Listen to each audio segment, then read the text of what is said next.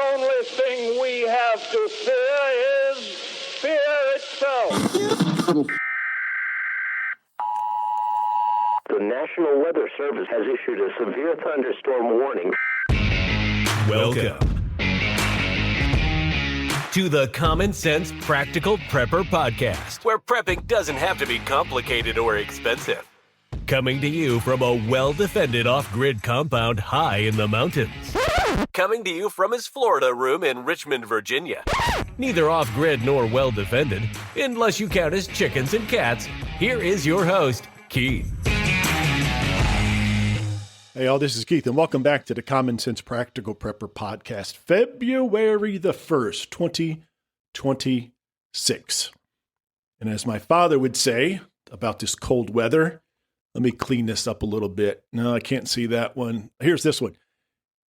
It's colder than a well digger's ass. That's about the least profanity-laced analogy or weather description that my father would provide in a situation like this. Yeah, this cold, I'm about over it. I'm a pretty tough guy when it comes to weather. It really doesn't affect me but so much. But maybe the older I get, the more it affects me. And this bone-chilling cold, this is the cold that just goes right through you. And just like I said, just kind of settles in your bones. And I'm over it. I'll be the first one to say, I'm done. It can warm up a little bit. But unfortunately, it's not. We're looking at least another week to 10 days at night of single digits in the teens and low 20s. For a high, I think later on this week, we might hit 45 degrees. I'm not sure. I don't know what to do with myself.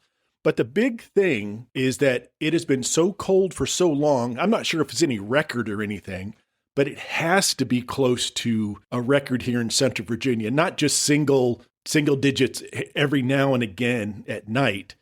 But as far as a prolonged cold, this has got to be getting up there for a record. I've been in Virginia since '88, and I don't recall a cold spell like this. It may have been, but I certainly don't recall. So let's just go ahead and get right into what I want to talk about tonight. So this is week 3. So we're starting week 3 of these sub-freezing temperatures, Arctic blast, whatever the heck you want to call it. We dodged a bullet. The Outer Banks and a lot of North Carolina got absolutely hammered. 8, 10, 12 inches in the Outer Banks, plus the wind coming off the coast. If you've seen some of the videos, it's like a hurricane with snow. And one saving grace, I guess, there's a lot of folks in North Carolina that kept their power, especially in the Outer Banks. And I attribute that to that area obviously is prone to hurricanes and tropical storms.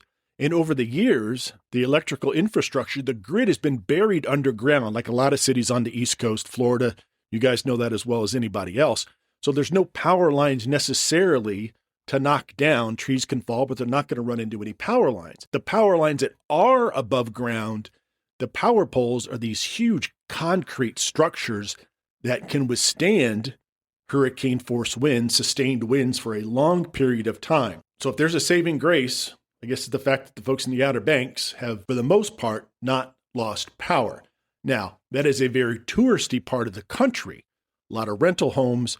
So when it is off-season and the dead of winter, the population down there is very, very, very small. Obviously, spring, summer, it shoots up tremendously. Bumper-to-bumper traffic, getting in and out of the Outer Banks.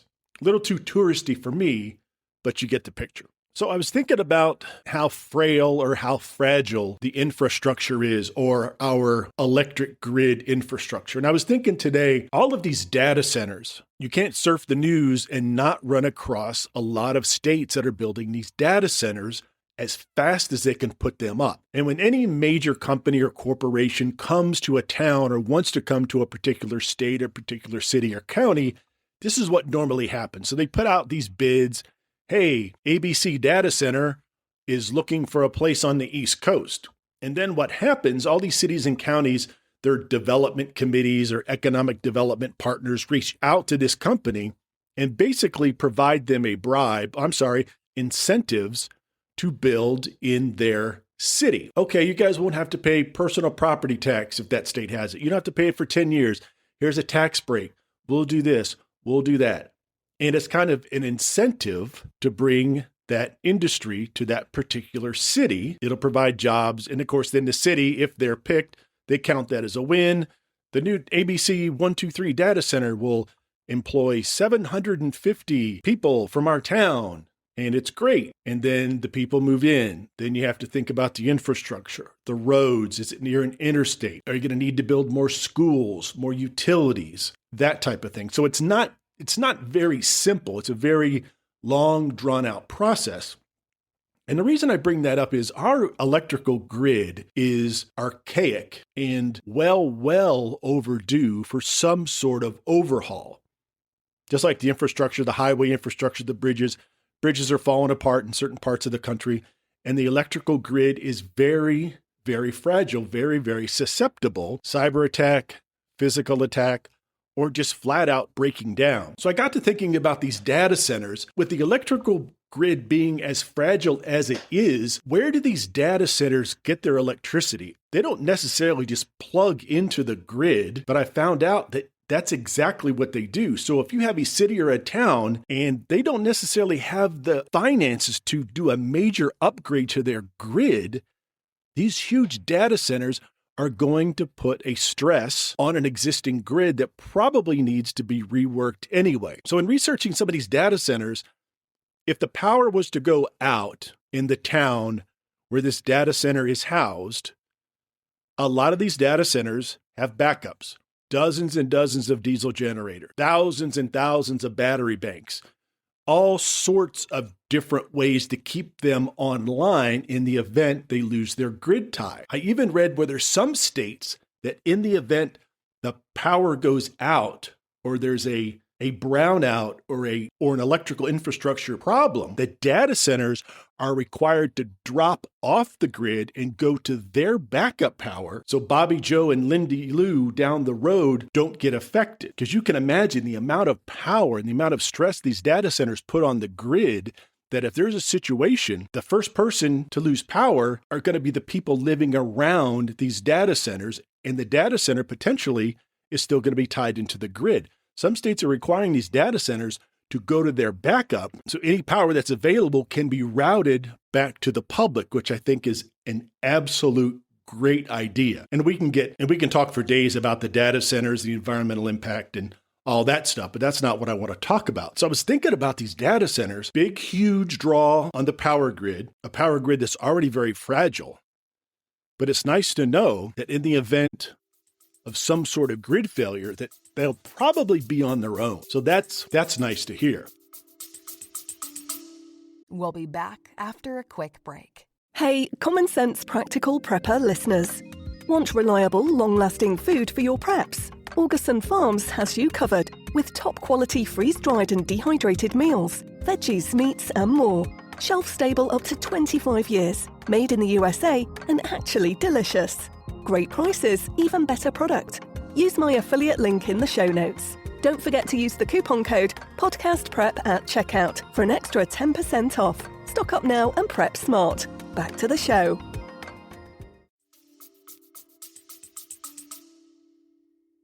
So as I think about the past 2.5 weeks going on the third week, I think about the folks in the Outer Banks. I think about the folks still in Tennessee, Nashville, Tennessee.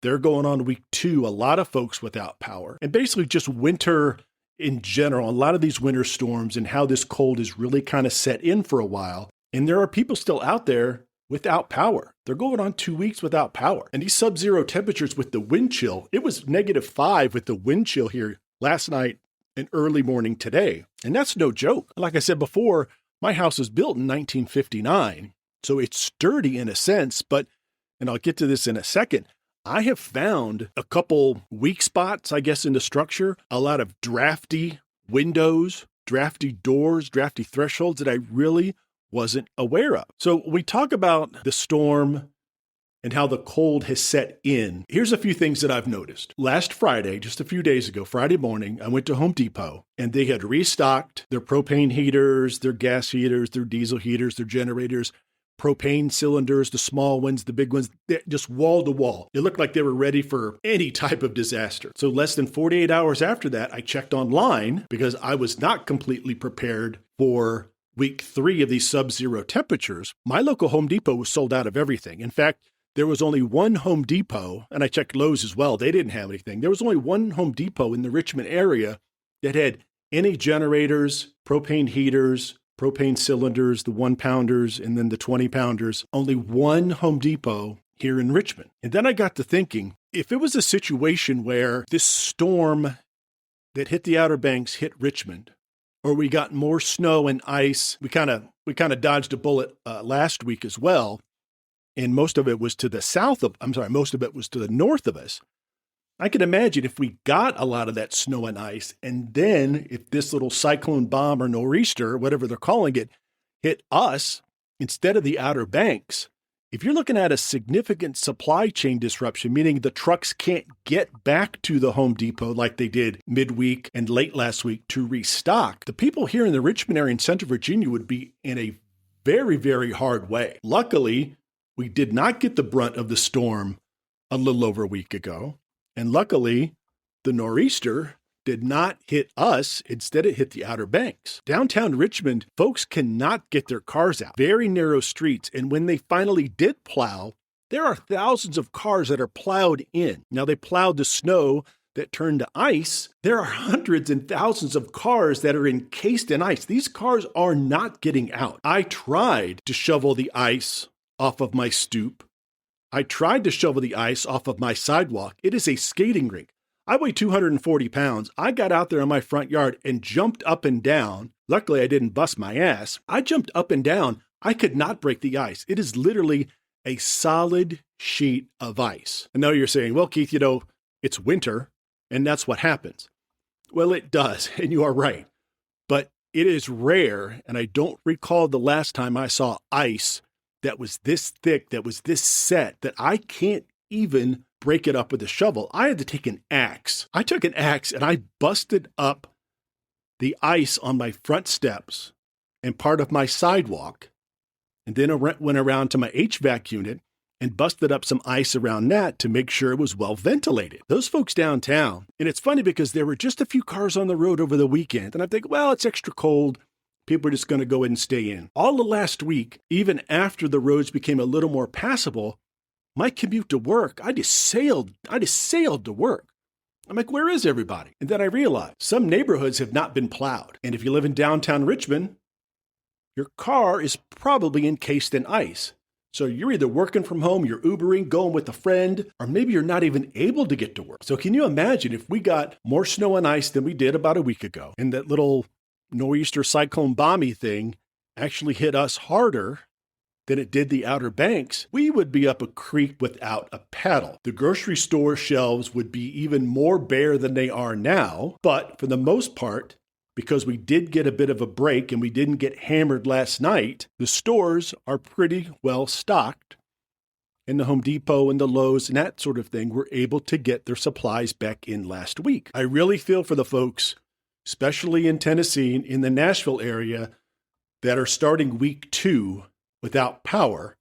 And the temperatures that they're experiencing are very similar to the temperatures that we are experiencing here in Central Virginia. So it's not necessarily the storm itself, the amount of snow, or the amount of ice. It's the fact that the snow and the ice is still here. It's not going to melt, and it's like a grind. At this point, it's like a grind. So I was able to go out today, ordered one of the Buddy heaters. I ordered the Big Buddy, or the Big Buddy's uncle, or whatever it's called. It's not the Little Buddy, Little Cousin Buddy, whatever it's called. It's not the one that has one tank on the side. It's double, and you can put a tank on each side of it, so maybe it's the Big Buddy. Or with that 4-foot adapter, you can hook up the larger propane cylinder, the 20-pound cylinder, and obviously you get more bang for your buck. It lasts a little bit longer. So I was able to order one of those online, went and picked it up, and they had propane there. Now, they were picked over pretty well by the time I got there. I ordered it online. It was able to pick it up without having to worry about, will they have it once I get to the store? Talking about my house.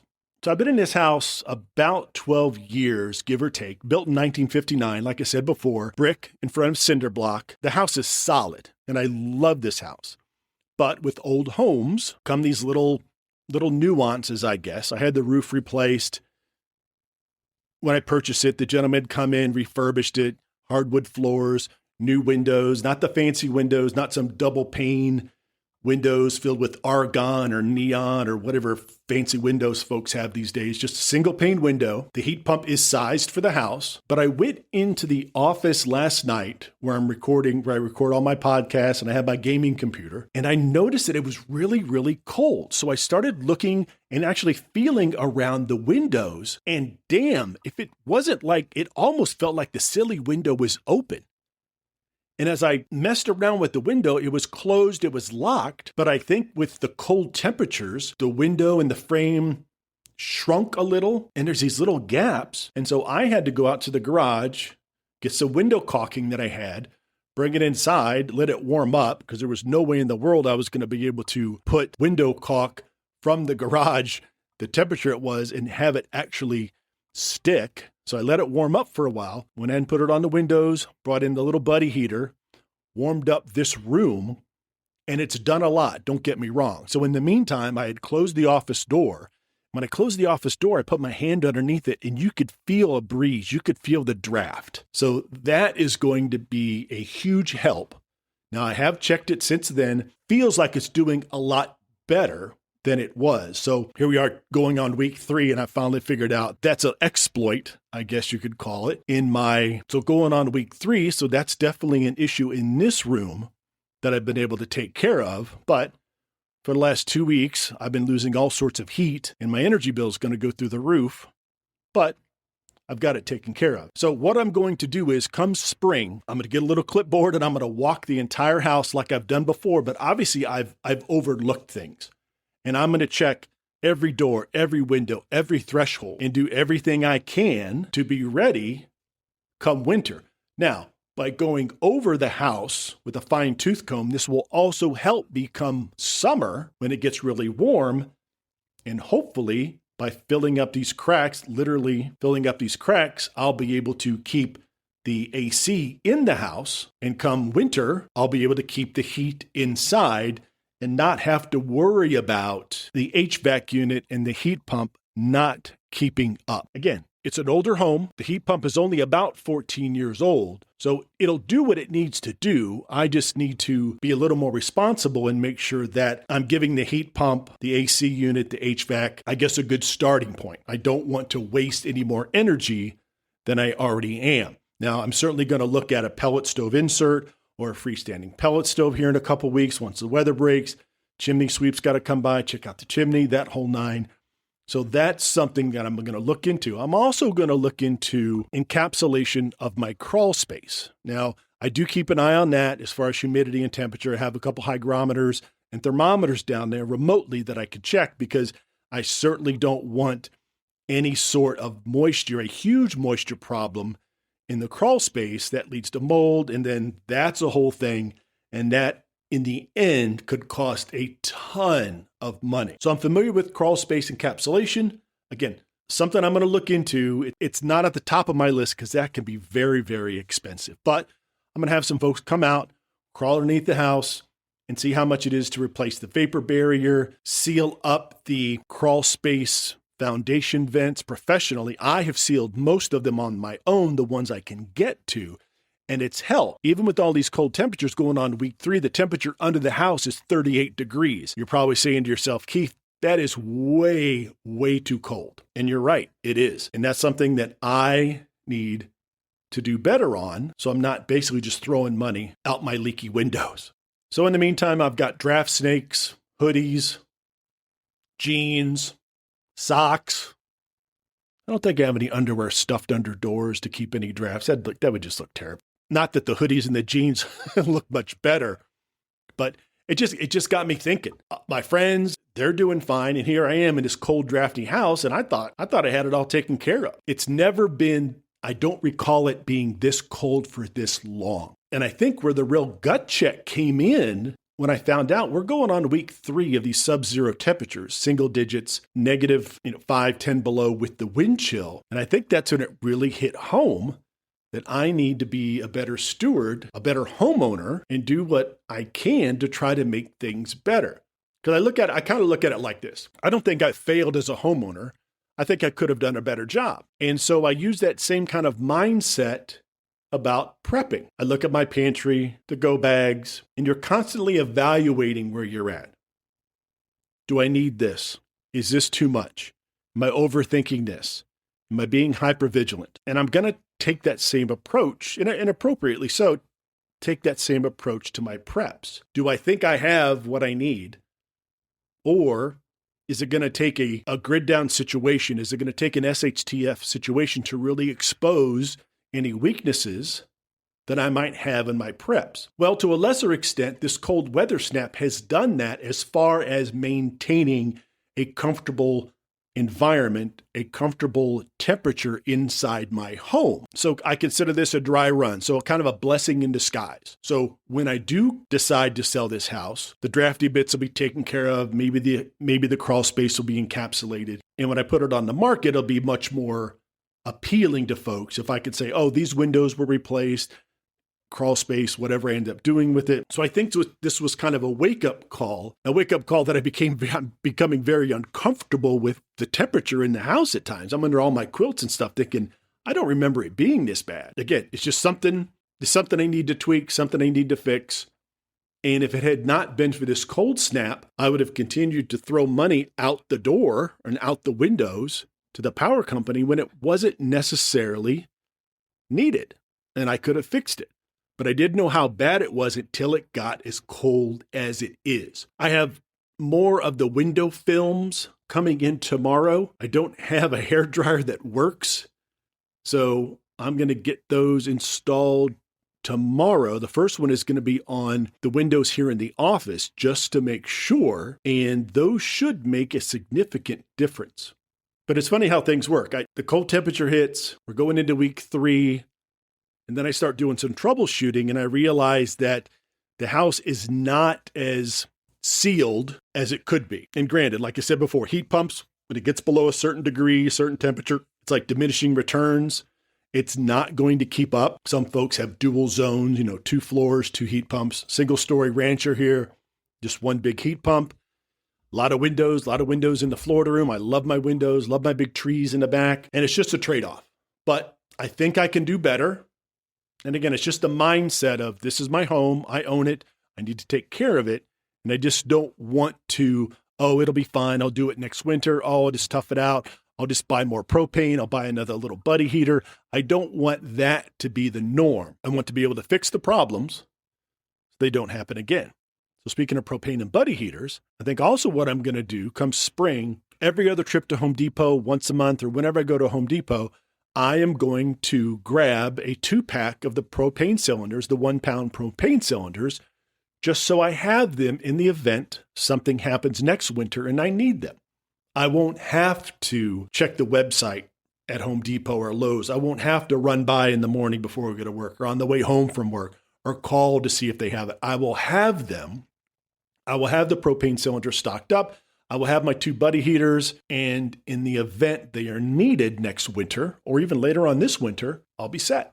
All right, folks, as usual, please reach out, practicalpreppodcast@gmail.com. I'm on the Twitters. You can always search Common Sense Practical Prepper or prep_podcast. And please don't forget, with Augustin Farms, they do have an affiliate link. There's probably going to be a commercial within the podcast. I'll put the affiliate link in the show notes, and if you use the affiliate link to purchase anything from Augustin Farms, some of the proceeds, a commission, I guess, there's a chance that a part of that commission will come to me. At checkout, you can also enter Podcast Prep for an additional 10% off your order. All right, folks, thanks again. I really do appreciate it.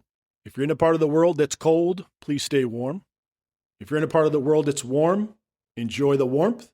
Please take care of one another. Be safe out there. And until next time. Thanks for listening to the Common Sense Practical Prepper Podcast. Be sure to subscribe so you don't miss an episode. While you're at it, help spread the word by leaving a rating and review.